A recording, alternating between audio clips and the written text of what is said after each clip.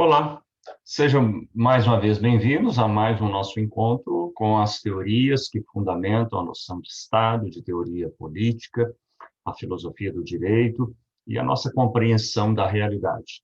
Na aula de hoje, nós continuamos um assunto que nós iniciamos numa aula anterior, falando daquilo que os teóricos, os pensadores e, principalmente, os estudiosos tentam decifrar e compreender as transformações pelas quais o século XX experimentou e das quais agora, no século XXI, principalmente com o advento da internet, das novas tecnologias, procuramos entender as transformações que modificaram a vida, o cotidiano, a sociedade, as instituições, o Estado e a política. Na aula anterior, nós falamos sobre o que os teóricos chamam de pós-modernidade. Hoje, vamos tratar de uma outra metáfora, ou, se preferimos assim chamar, dizendo, uma contribuição que o sociólogo Zygmunt Bauman deu ao conceito, fazendo uma oposição, por se considerar crítico. Então, é muito importante a gente salientar aqui a ideia ou o conceito ou a noção de pós-modernidade, como nós falamos na aula anterior, está muito ligado a uma ruptura, a uma crise, ao fim das grandes narrativas identificadas com a razão, com o progresso, com o social, mais especificamente iluminismo, marxismo e idealismo. Uma vez que não tem essas grandes narrativas, o sujeito tornou-se central. Alguns autores, principalmente Jean-François Lyotard, vão ter uma perspectiva analisando a pós-modernidade, essas transformações a partir da segunda metade do século XX, como algo positivo, no sentido de que essas grandes narrativas, elas não referenciavam, elas não explicavam, elas eram uma espécie de estamentos sustentórios, conceituais que permitiam dar ao ser humano uma certa noção de tradição, rigidez, solidez, mas que, na verdade, a partir das grandes guerras, a partir da compreensão do fenômeno do existencialismo, o ser humano se sente só e estas grandes metanarrativas, essas grandes narrativas teóricas não dão sustentação. Na aula de hoje, nós vamos verificar como Zygmunt Bauman, ele que foi muito identificado como um pós-moderno, mas que começou a escrever e a postular que se não tratava de um pós-moderno. Na verdade, Zygmunt Bauman, sociólogo, ele se coloca como um crítico desta circunstância de pós-modernidade. E ele cria uma metáfora, que é o que melhor os estudiosos preferem dizer. Ele passa a chamar a pós-modernidade de uma modernidade líquida, e nós vamos entender por quê. Me acompanhe aqui nesses slides para você ter o entendimento do que na verdade, Bauman queria dizer, né, com este conceito. Né? Então, é um sociólogo que nasce na Polônia, né, faz carreira na Universidade de Varsóvia e é convidado para lecionar na Universidade de Leeds, no Reino Unido. A partir daí é que ele fica mundialmente famoso e conhecido, porque, obviamente, passa a escrever em inglês. Né? É um crítico, né? Nós já dissemos, da pós-modernidade e também do capitalismo, até porque, na sua juventude, ele se filia ao Partido Socialista e faz questão de sustentar esta ligação teórica pelas esquerdas, pelo comunismo, ao longo da sua vida. Nós podemos caracterizar, já que tocamos este assunto, como um grande esforço de Bauman de ser um crítico, né, dessa pós-modernidade, principalmente por exaltar nela a força do consumo e do capitalismo. Ele também é um forte crítico de Israel e do sionismo, né? Isso é um outro detalhe curioso do seu trabalho intelectual. É um pródigo escritor de livros, mas aqui no Brasil, talvez os mais conhecidos e os mais aplicados são Modernidade Líquida, né, que justamente é o tema da nossa aula de hoje, e a sua tentativa de verter essa sua teoria para discutir sobre as relações familiares, conjugais, na obra O Amor Líquido. Né? Como nós já dissemos, ele é crítico dessa ideia de pós-modernidade e dos pensadores chamados de pós-estruturalistas, alguns não gostam dessa definição, mas que foram os autores que escreveram muito a respeito das modificações, da crise dessas metas narrativas, que são Foucault, Deleuze, Guy Debord e também Jean-François Lyotard, que nós comentamos na aula anterior, que escreveu o livro A Condição Pós-Moderna, e é o que talvez é o mais citado quando se fala de pós-modernidade. Mas voltando a Bauman, né, como que Bauman tenta pontuar a sua contribuição para falar sobre essas mudanças da pós-modernidade? Ele vai criar uma metáfora, né, em oposição, ele vai criar a metáfora da fluidez, ele vai chamar de modernidade líquida. Ela vai surgir, nós vamos discutir aqui primeiro, né? Ela vai surgir não como uma oposição, mas como um desdobramento. Se você acompanhou a nossa aula, você viu que nós debatemos que a partir da segunda metade do século XX surge, né, modificações e transformações e o fim dessas narrativas. Bauman vai chamar esse período de modernidade sólida.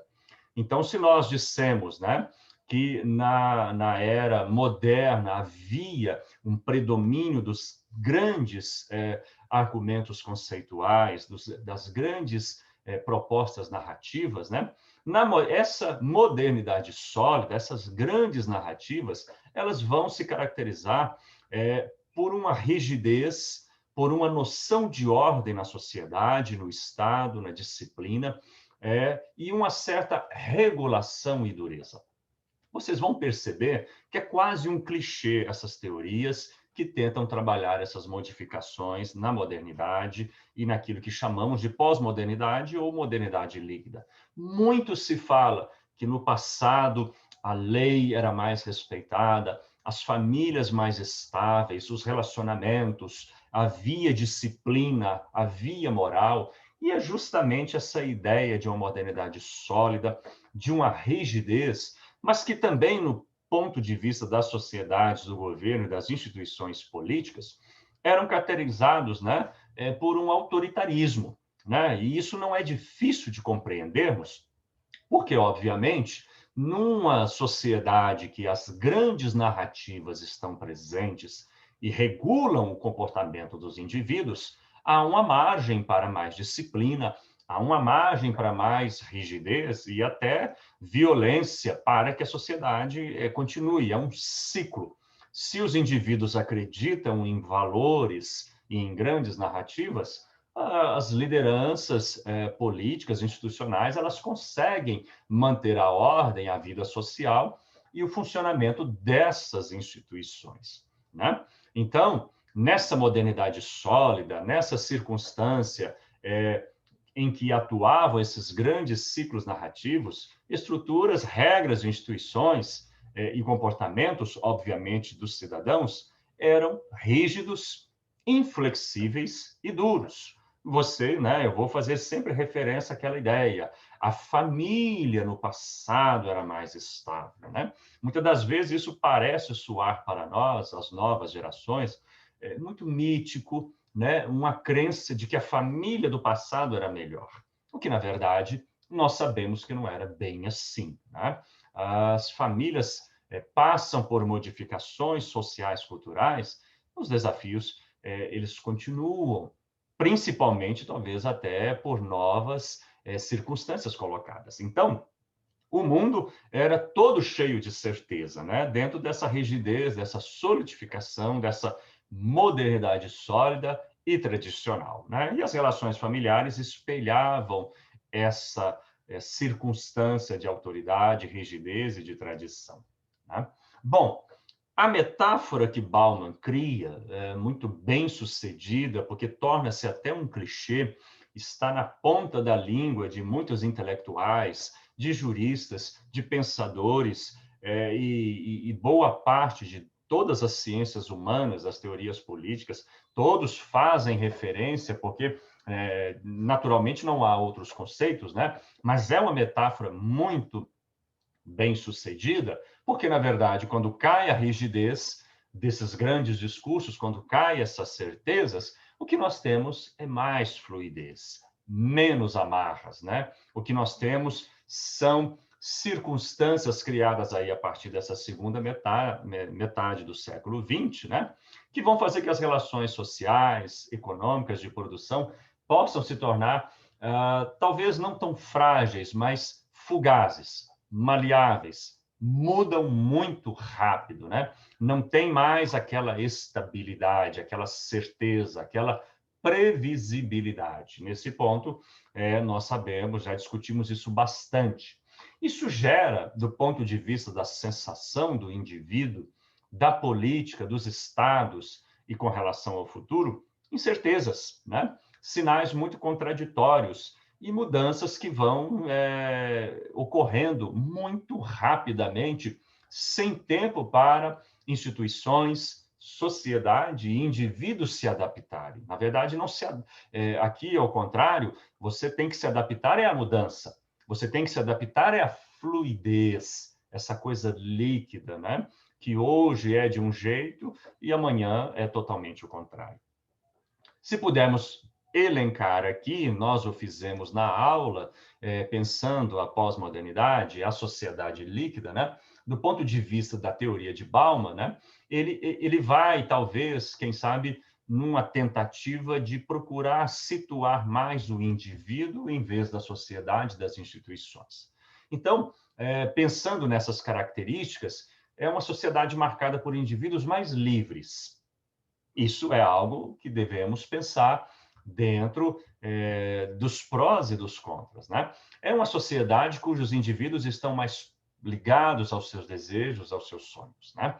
Há muito mais experimentação, seja no plano artístico, no plano cultural, no plano individual, no plano profissional e como temos falado, não temos amarras. Pluralidade e diversidade é quase que constante. Daí a dificuldade de muitos indivíduos conservadores, né? E talvez seja importante colocarmos que Bauman tem uma postura, até por ser crítico da pós-modernidade, uma postura que nós podemos alinhar muito conservadora, né? Muito pessimista, né? Talvez seja a melhor palavra que os intelectuais preferem colocar Bauman dentro desse espectro de pensadores, né? Se tem menos amarras, um indivíduo muito voltado ao prazer, aos sonhos, ao sucesso e à felicidade, é compreensível que esse indivíduo esteja muito responsabilizado. E aqui talvez eu não vejo como um problema. O existencialismo, principalmente a partir da figura de Jean-Paul Sartre, já dizia, né, já nos colocava que a responsabilidade ela é do indivíduo. Não tem mais como você responsabilizar a igreja, o Estado, as tradições. A responsabilidade é sempre sua.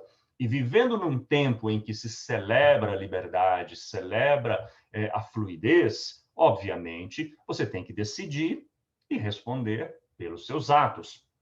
O que vai fazer com que haja uma enorme inadequação entre o prazer momentâneo e a felicidade. Bauman vai escrever muito sobre esses aspectos individuais, principalmente relacionando a sua obra ao consumo, e como essa lógica de consumo, na visão dele capitalista, ele muito crítico do capitalismo, vai fazer com que os indivíduos estejam sempre propensos a buscar mais prazer, um prazer momentâneo, ligado sempre ao consumo, o que não se relaciona e não tem lugar muito com felicidade, porque são duas coisas meio que distintas. É aquela sensação maravilhosa que você tem de comprar, de adquirir bens, mas é uma sensação no imediato instante da compra, da aquisição.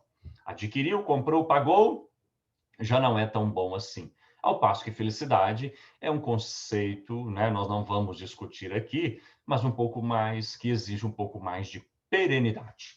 Em suma, duas palavras que na obra de Bauman possam sintetizar a visão de Bauman sobre a modernidade líquida, né? Transitoriedade, muita mudança e rapidez são as únicas certezas que se tem. Na obra, O Amor Líquido, Bauman vai se dedicar muito a falar de relacionamentos, e aí esse seu aspecto pessimista aparece, se me permitem dizer, um pouco mais forte, né? A ideia, né, da fugacidade do consumo, né, que entra no lugar da lógica moral. E aí Bauman vai criticar os amizades, os relacionamentos amorosos que vão ceder lugar a estabilidade que havia na sociedade, na modernidade sólida, vão ceder lugar a relacionamentos muito rápidos, sem muitas raízes, e muitas das vezes marcado por essa dinâmica, principalmente agora nos anos mais recentes. Bauman falece em 2017, né, há bem pouco tempo. Então, ele escreve, ele recapitula seus conceitos, principalmente com as redes sociais, e ele vai colocar muito que os relacionamentos estão muito ligados a conexões, a quantos likes você obtém, a justamente ali quantos contatos que você tem, e os namoros e os relacionamentos amorosos também nessa dinâmica, né? Não são duráveis, né? E isso também vai para a esfera profissional. Isso aí a gente precisa também colocar, porque também não há uma estabilidade profissional mais, né?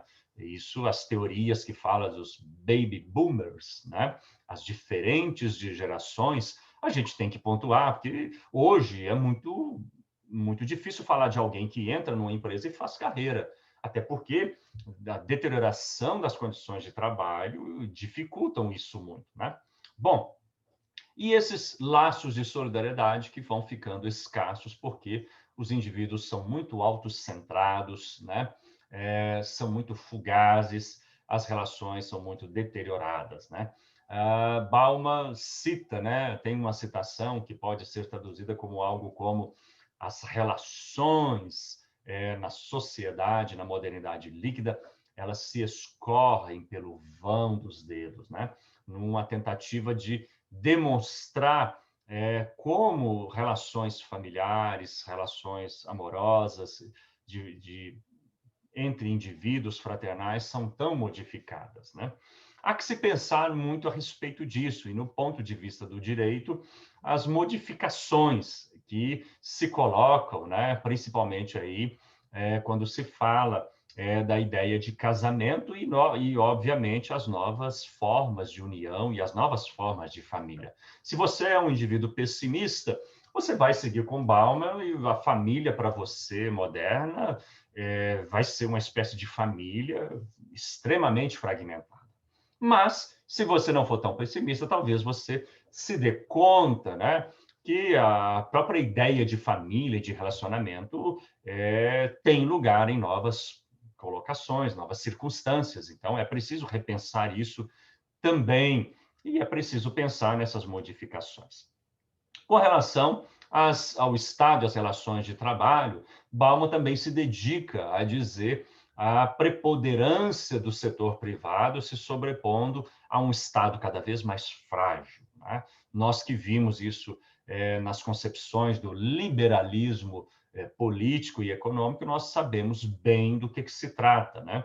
Bauman, por ser pessimista, ele tem talvez uma crítica muito fugaz a esse papel cada vez mais frágil do Estado frente ao capital e às organizações. Para ele, a noção de empreendedorismo, muito falada hoje em dia, que se alia ao sucesso, na verdade esconde uma condição de precariedade do trabalho, né? Ele usa a palavra precariedade em oposição a proletariado, né? Ele gosta de usar algo mais ou menos assim, um precariado. As relações proletárias, o proletariado hoje vive uma enorme situação de precariedade. As famílias se endividam porque são sociedades marcadas pela fluidez, pela fugacidade, pela a necessidade constante de consumo e, obviamente, né, a economia hoje, em toda a parte do mundo, é movida por consumo. E os laços de solidariedade, como nós já colocamos, né? Bom, o que é importante, né? Talvez a gente, à guisa de conclusão, colocarmos, né? Bauman, ele vai se dedicar muito a falar desse papel das redes sociais. E aqui, para quem tiver interesse em talvez fazer melhores aprofundamentos da teoria, mas sem se prender no viés, principalmente de uma concepção, digamos assim, muito pessimista, né? Há uma série, né, muito famosa, Black Mirror, que trata muito de transformações, principalmente por causa das novas tecnologias, mas que tem diversos episódios que nos ajudam a pensar como que as novas tecnologias aumentaram ainda mais a sensação de fluidez, aumentaram ainda mais a sensação de volatilidade, inclusive com elementos novos. Então, essa ideia dos indivíduos terem, né, uma existência física, mas procurarem uma existência virtual, o indivíduo ir para uma balada, para uma diversão, né, principalmente no sentido de ele quer participar da balada, mas principalmente tirar fotos na balada, trazer e postar no ambiente virtual, né? Isso, Black Mirror, né?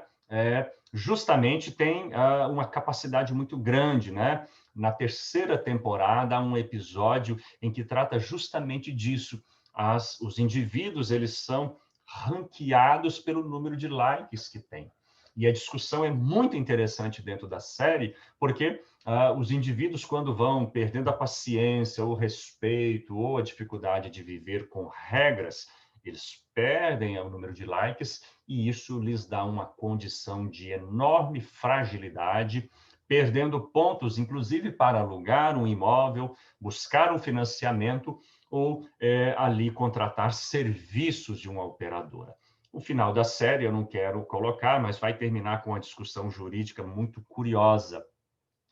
Vale a pena assistir Black Mirror, pegar ali diversos episódios, eles não têm ligação um com o outro, e todos fazem uma importante reflexão sobre o que seria o Estado, o que seria a polícia, a vigilância, a criminalidade. Exatamente, os episódios, né? Eles não são sequenciais, eles não têm ligação um com o outro, já tem 5 temporadas, e todos os episódios eles mesclam, né? Alguns vão tratar de relacionamentos amorosos, outros vão tratar de relação com o Estado, outros vão tratar com as possibilidades de controle, e talvez, quando você assista Black Mirror, a modernidade líquida parece ser ainda mais líquida. A pós-modernidade parece ser ainda mais incerta. E talvez, né, o que fica para nós, e aí já é uma contribuição, por exemplo, temos citado muito aqui nas nossas aulas Yuval Harari, que é considerado um pós-modernista, aí no caso, no sentido de que ele tem ideias que flertam com o pós-modernismo, ao contrário de Bauman, que é muito visto como um saudosista da tradição, das grandes narrativas, dos valores, da família, dos relacionamentos estáveis. E o Harari, né, tem colocado muito, talvez, um perigo, o autoritarismo por parte do Estado, tendo nas suas mãos a capacidade e os meios tecnológicos para a hipervigilância dos indivíduos. Enfim, fica esta sugestão para você complementar. Estivemos estudando a pós-modernidade dentro dos seus aspectos. Tem autores que escreveram, digamos assim, favoráveis, porque entenderam que as grandes narrativas elas não explicavam, elas não sustentavam. O mundo é complexo, né? A ideia de que as utopias de esquerda, socialistas, não conseguiram vingar, não trouxeram segurança. Hoje também as utopias da direita também não nos dão a ideia de estados capazes de segurar, talvez até em circunstâncias da pós-modernidade, de uma modernidade líquida, tivemos esse avanço da extrema-direita nos últimos pleitos, que alguns autores começam a ver como um movimento de arrefecimento. De todo modo, temos autores que compreendem a pós-modernidade dentro de todas as suas modificações como algo próprio da evolução da natureza humana, como também temos autores como Bauman, que parece nos indicar ou contestar uma situação que aí está. De todo modo, as duas correntes são muito importantes para se entender a atualidade, as duas correntes são muito importantes para compreendermos relacionamentos, circunstâncias, posições, a circunstância do indivíduo frente ao Estado, frente ao direito, frente ao poder, a enorme desafio, as novas concepções, os novos arranjos de família, as novas compreensões, são todas muito importantes para entendermos a pós-modernidade. Ou, se você preferir, esse clichê, né, como alguns dizem, essa modernidade líquida. É isso.